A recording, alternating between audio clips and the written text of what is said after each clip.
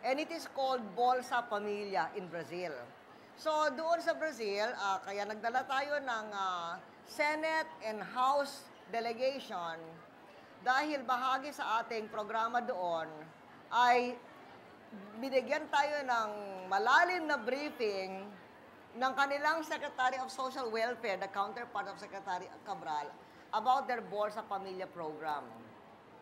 And it is institutionalized into law. Kasi yung atin ay ginawa natin ito by executive order. Pero yung executive order is as good as the president is the president. And the next president may opt not to continue it. Pero yan ang diferensya ng executive order at saka batas. An executive order has the power of law while the president is the president until the next president repeals it. Pero a law can only be repealed by Congress again itself. So gusto natin maging permanent ito, institutionalized. So just like in Brazil. So we got a copy of their legislation at ina-adapt ito. In the Senate, Senator Miriam Defensor Santiago, who was with us, has authored a bill.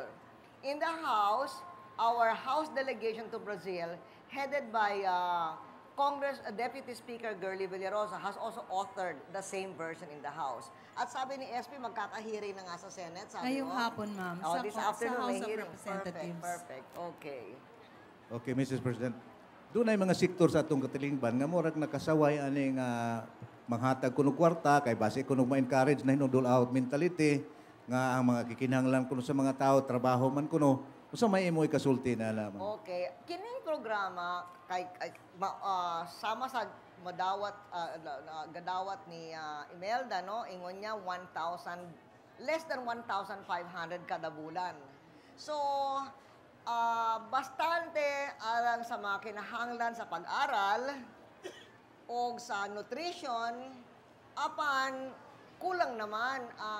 Dili naman bastante, aron, dili na sila matrabaho. So, umurag ingon ko sa usa ka ako mga State of the Nation address. Gusto nato, we want to, gusto nato na manudlo sa mga, sa ato mga katauhan. We want to teach them how to fish. But how can a person fish if he is suffering from hunger, if his stomach is aching from hunger? So kinahanglan ang very basic. Kasi kining atong programa, dili sa tibuok nasod or dili sa tanang katauhan. Sa mga labing kabus lang, kanong halos dili na makakaon. So, and then, naay kondisyon, kinahanglan masulod ang ilang mga anak sa eskwela, kinahanglan ang mga health services, kay kung masulod ang ilang mga anak sa eskwela, sama ni Saria, no, katong una natong bisita diri, ingon niya, dili pa nag-aaral ang iyang anak. Apan karon, makasulod na sila. And that is the graduation from poverty. Kay kung padayon sila na dili masulod ang mga anak sa eskwela, so sa next generation, mabili pa silang pobre. So that is the reason why. And the studies have been made, SP, no? Opo, ma'am. May mga studies na sa mga nakatanggap na nito. At maganda naman ang resulta, SP, di ba? Napakaganda, ma'am. Sa pilot areas natin sa Agusan del Sur, nag-increase by 16% ang enrollment rate. So almost universal ang participation sa primary education ngayon. At ang ating mga health centers ay talagang na-overwhelm na halos sa dami ng mga bata na dinadala doon para magpabakuna, para bigyan ng check-up, at sa mga nanay na nagpupunta for prenatal check-up. Isa sa ating mga Millennium Development Goals ng buong all the UN countries is universal primary education by 2015. Pero so far, isang bansa pa lang ang nakakaabot doon, ang Cuba. And almost all the other countries will probably not reach it. But we're still trying, at gaya ng sabi ni SP, sa Agusan del Sur, kung saan nagkaroon ng conditional cash transfer o pantawid pamilya, doon, halos, meron na silang universal primary education. So, Ma'am, relatedly lang po, pinagutos niyo po kamakailan lang na Yes. mag-create ng mga local Yes. anti-hunger task Yes, forces. yes, oo. Ano po yung specific objectives nitong mga Okay. task force ito? Sa alam niyo naman, Joyce, di ba, dahil Malacanang Press Corps, meron tayong National Anti-Hunger Task Force na ang Executive Director ay si Bernie Flores. At ngayon, sabi ko sa kanila na dapat mas madalas ang pagbisita sa probinsya para masagot, malaman kung ano mga probinsya, masagot kaagad yung mga problema tungkol sa kagutuman.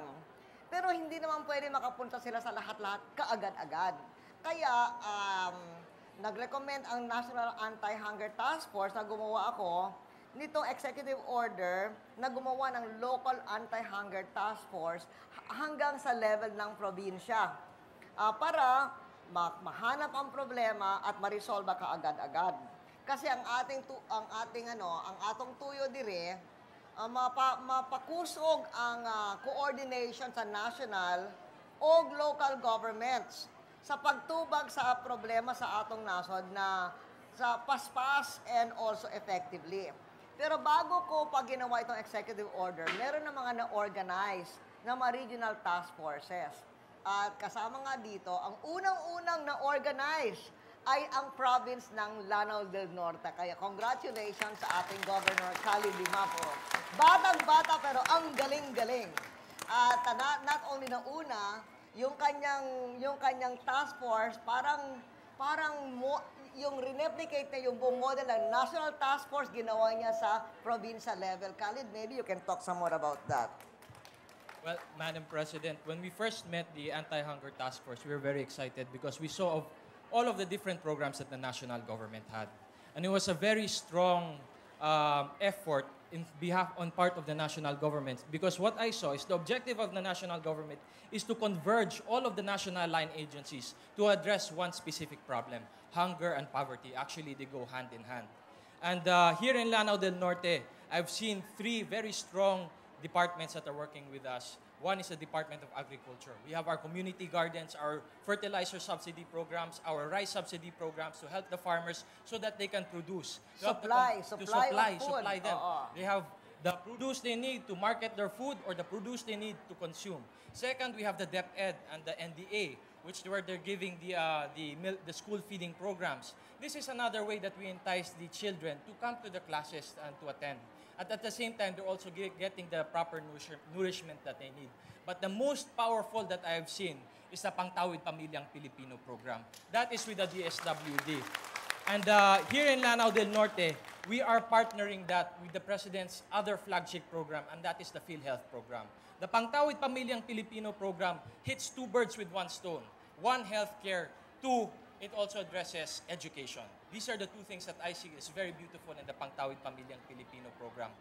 It hits healthcare. Why? Because it requires the mothers to go to the RHUs for prenatal and postnatal care. What we did in the province is to ensure that all of the poor, not only do they have the Pangtawid Pamilyang Pilipino program, but they also carry the PhilHealth card so that they have no problems accessing the resources needed to get prenatal and postnatal care services. Put all of this together into one convergent program, and that is the Anti-Hunger Task Force of the national government. We simply re-echo what they have in the national government, bring it down to the provincial level, and for us to properly execute, we need a very good relationship with our regional directors. And I have to congratulate and thank and acknowledge our regional directors. Region 10 is a very progressive regional government here. So, thank you so much. Okay. Okay, ma'am. Slide, tagamay na po. Kini bitong pagsulbas ka kabus, matabangan mo po niya madali nga paglakaw sa mga tao o kaning mga goods. Dayon, kining imong infrastructure project karon daghang kayong karsada, purti namong lipaya kini dinhing kining Dabliston paingon sa tukuran. Sa gagmay pa mi di gyud mi kaagi karon karsadahan na sa imong panahon. Kaning sa usa sa imong mga suna, ma'am, na hisgutan to nimo although jutay re tagadinhi nga ni ali ni karon. Kini bang Iligan Circumferential Road 3? Unsa may kahimtang ani karon, ma'am? Kining Iligan Circumferential Road, gi-appeal nato sa SONA tungod sa request ni Mayor Lawrence Cruz. Nga na i-appeal nato ni sa atong mas dako nga plano nga i-enhance ang atong infrastruktura sa atong nasod. And kining circumferential road mo connect ang mga city streets sa kalsada no, so mo decongest ang dakbayan aron dili kaayo ang traffic o mas maayo ang pag-flow mo nag-ingon mo sa mga goods and services.